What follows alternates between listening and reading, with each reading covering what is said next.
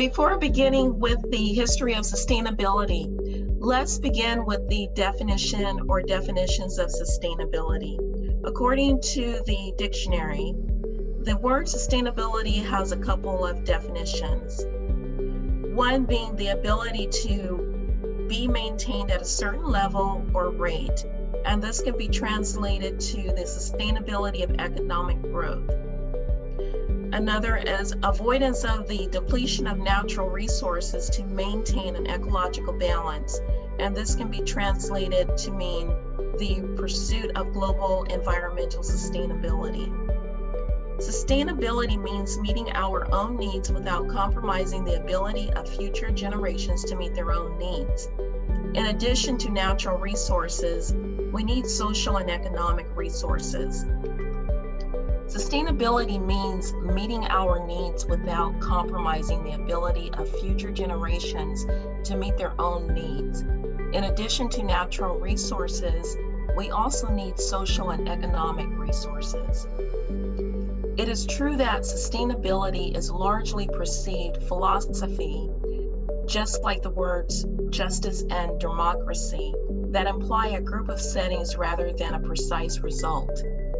The word sustainability originated from the Latin word sustenere, joining the word sub, up or from below, and tenere, to hold, with the meaning of maintain or supporting. This Latin word made its way to Old French, transforming into the word soutenir, and then moved to the modern French as soutenir. From French to English, this word circulated as the verb sustain and was very common at the time of the early modern era.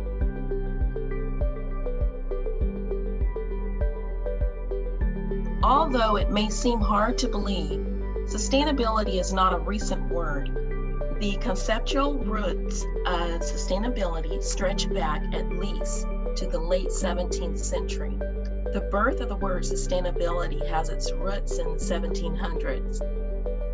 Hans Carl van Carlowitz was a silver mine administrator in 1713. The region's silver mines were threatened with closure not because the silver had dried up, but because there was no wood. The surrounding forest had been overexploited. Without wood, there was no charcoal to melt silver, no support for galleries, no fire to feed and heat workers. Hans Carl Carlowitz wrote a book entitled The Economics of Wild Tree Growth.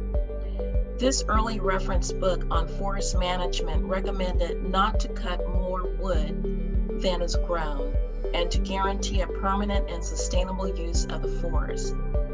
Hans Carl Carlowitz coined the word sustainability.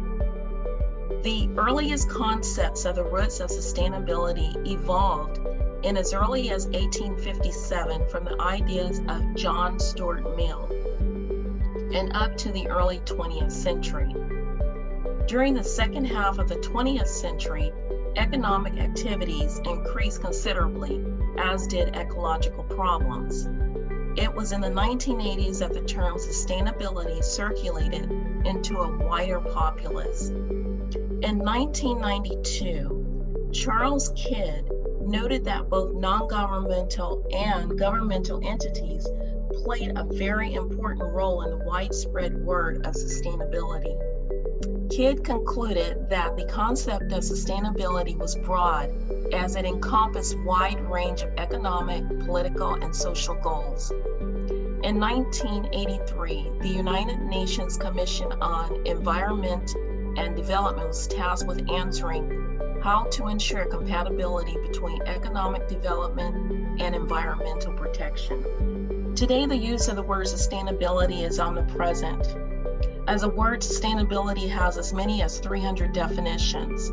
Whether it's while we are shopping for sustainable foods or the United Nations advertising the word sustainable development as a strategic milestone for global peace and stability, a sustainable lifestyle is now the aim of most people. The people who exert sustainability as a climate claim insist we have unsustainable and ecological assault at the planet since the Industrial Revolution started in the late 18th century. This claim was focused on human activity that pushed the world into a third significant socio-economic alteration since the last agricultural revolution about 10,000 years ago. Sustainability is a means for us to understand how humans have triggered an imbalance. I'll go into the 3 pillars of sustainability. The 3 pillars of sustainability are social, environmental, and economic pillars. These pillars are interrelated and work together to get the sustainable zone of existence in the interaction. The social aspect of sustainability concerns itself with aligning and balancing an individual's needs and society's interest. The environmental paradigm recognizes the need for us to live within a reasonable allowance that natural resources can allow us. This paradigm asks us to consume the resources available at a sustainable rate. The economic paradigm of sustainability addresses the business side of the interactions, with profit making being the bottom line.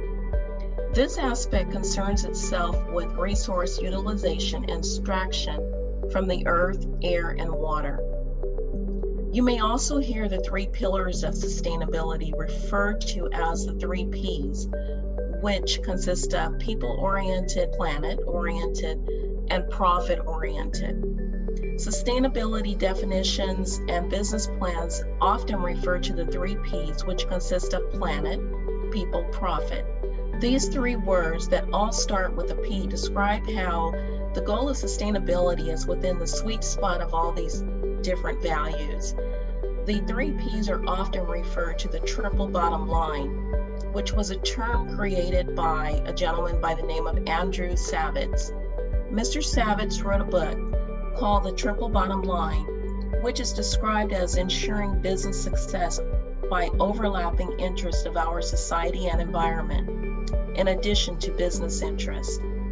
Within sustainability, relationship can refer to anyone within society, such as employees, customers, citizens, or communities. People are part of a particular business seeking economic growth that can work toward implementing sustainability practices. Or the people can refer those in broader society that may affect the business or consumers who have the choice to either purchase products from a given business or perhaps avoid a business that isn't making responsible sustainability practices part of their strategy and operations. People are increasingly looking at the practices businesses use to create their products and offer their services. Everything from the supply chain and resource management to animal testing and recycling could be considered within the sustainability practices of a company. Additionally, part of a sustainable-oriented business would be to keep their workers safe within the business, with an emphasis on healthy workplace and manufacturing practices that involve low risk for employees in addition to low impact on the Earth's environment. Sustainability is based on a simple and long recognized factual premise. Everything that humans require for their survival and well-being depends directly or indirectly on the natural environment. The environment provides the air we breathe, the water we drink, and the food we eat.